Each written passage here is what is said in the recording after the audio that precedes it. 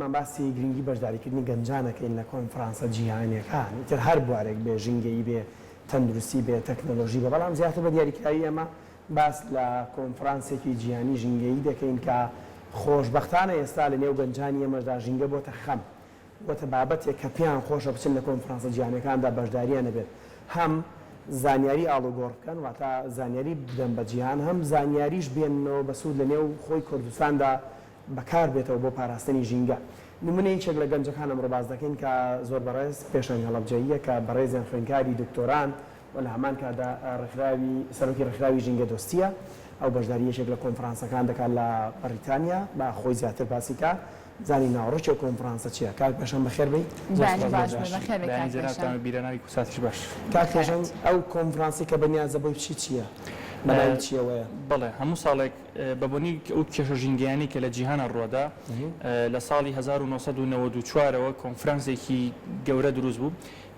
United Nations نەتەوە یەکگرتوەکان لقێکی تایبەتی کردەوە بە UNFCCC کە پێوتە United Nations Framework for the Climate Change Convention واتە بۆ دۆخی گۆڕانی کەشوهەوا. یەکەم کۆنفرانسیان لە بەرلین کرد، بەرلینی ئەڵمانیا. دواتر لە 95 هەموو ساڵێک دوایەوە هەموو ساڵێک لە وڵاتێک سەرۆکی وڵاتەکان کۆبنەوە بۆ باسکردنی کێشە ژینگەیەکان. لە 97 کە گەورەترین کۆنفرانسکە لە کیۆتۆ لە یابان تێیدا بڕیاریاندا کە جیهان مرۆڤ بەرەو خراپتریە با ژینگە. پێویستەکە ئێمە ئیشی لەسەر بکەین و بڕیاریان لەسەردا کە ئێمە هەوڵبین ئەو زیانانی مرۆڤ کەم بکەینەوە. ئیتر ئەمە وای کرد کە چاوی جیهان بەرەو ئەو کۆنفرانسانە بێت. هەموو ساڵێک لە وڵاتێک ئەو کۆنفرانسە ئەکرێت و سەرۆکی زۆربەی وڵاتەکان بەشدارەکرێت. بەس سەرۆکەکان گێژەکان لە خەناڕوو یا گەنجانی خۆی سەرەتا بە سەرۆکی وڵاتەکان بوو، دواتر پەریسەند بۆ ناوەندەکانی خوێندن بۆ کۆمپانیاکان بۆ سێکتەرە جیاوازەکان. دوای ئەو لە 2012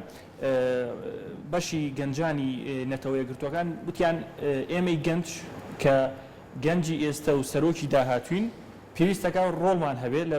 بڕیاردانە پێویستەکە گوێ لە ڕای ئێمە بگیرێت چکە جیهانی ئێمەشە تەنها هیوی سەرۆکی وڵاتەکان نییە. بۆیە ئیقتراحەکەیان قبول کردن و هەموو ساڵێک گەنجانیش هاتن بەشداریەکەن لەو دەشان بەشانی سەرۆکی وڵاتەکان و قسەی خۆیانە بوو لەسەر کێشە ژینگەیەکان. هەموو ساڵێک ئەم کۆنفرانسە دەکرێت کۆپ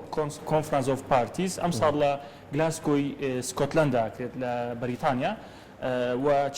چاوێکی زۆری میدیان لەسەر چونکو ساڵی پار بەبوونی کۆرۆناوە نەکرا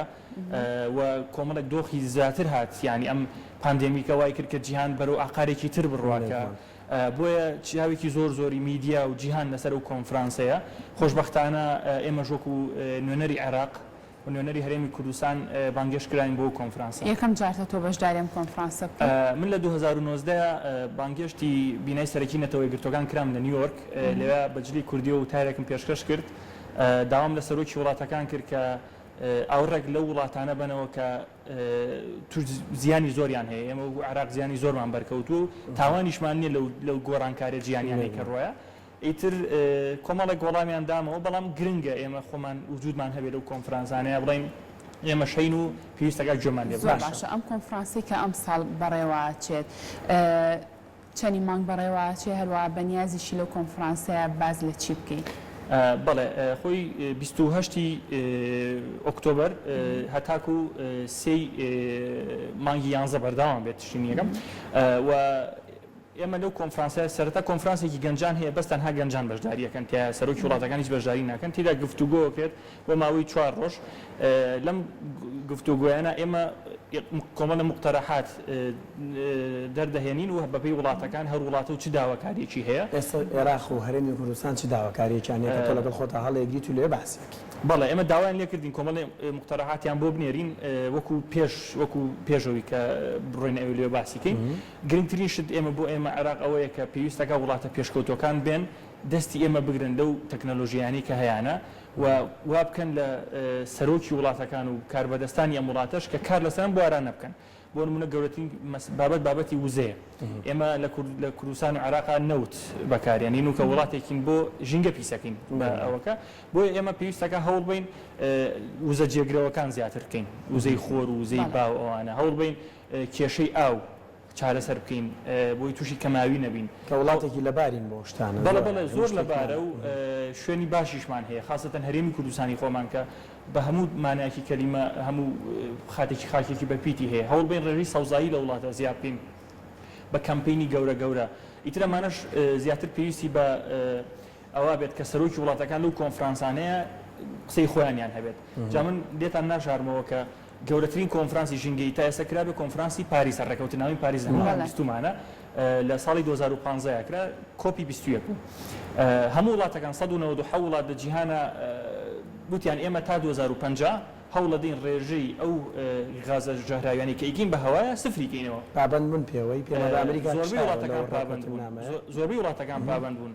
عێراق خوێندمەوە وڵای تۆزە پێکەنینیشم هات ڕاستی وتێتی تا 2030 من لە سا یەک کەمەکەمەوە تا 2030 لە سەدا یەک یعنی تا 2007 اینجا هاگەینە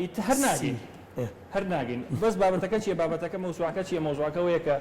یعنی بڵێ منی شتێکە باش ئەوان چۆن بیر لە کەمکردنەوەی ئەو گاز زیان بەخشاناکەن گازی CO2 ئێستا زۆر وڵاتە بینم زۆر کارگەی زەبەلاحیانێک کە بە خەڵوس کارەکە لایەن بردووە لەبەرەوەی ئەم گازە خاتەکە هەواوە یعنی ئەڵمانیەیەکێک بوو لە وڵاتانە زۆر لە وڵاتەکان بەریتانیا ئەوێت تا 2025 و 30 هەر هیچ ئۆتۆمبیلێک نهێڵەکە بەکارە باکار نەکات ئێمە لە کوردستان و عێراق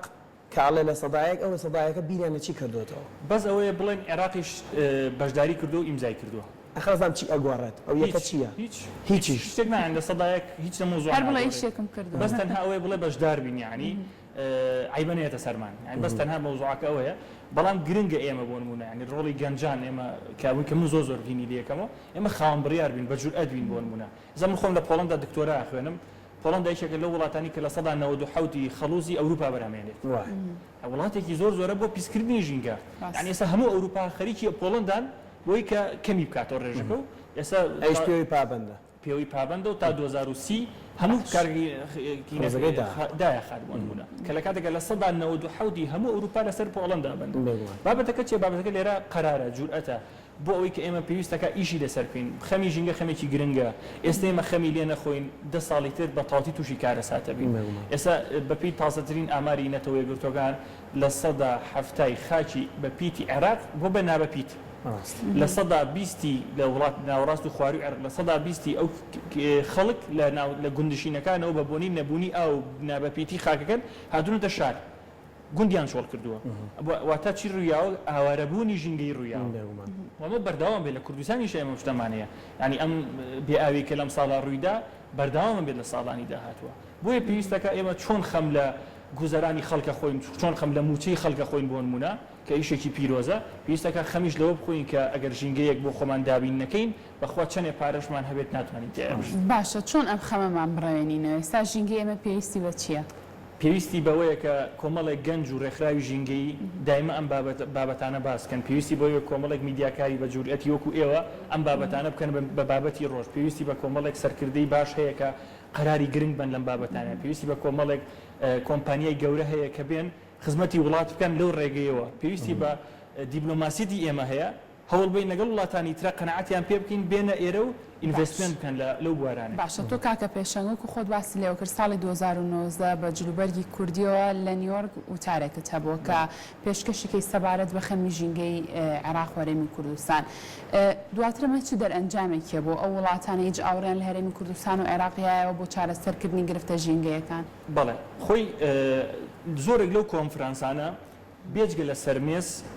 لە بن مێز زیاتر ئیشەکانەکرێت ینی لە دوای کە هەڵەسی لە کۆنفرانس قسەی خۆت دەکەیت ئەو دڕستەیەک لە تۆ وەرەگرێت بۆ نمونە من لەوێ شتێکم وتم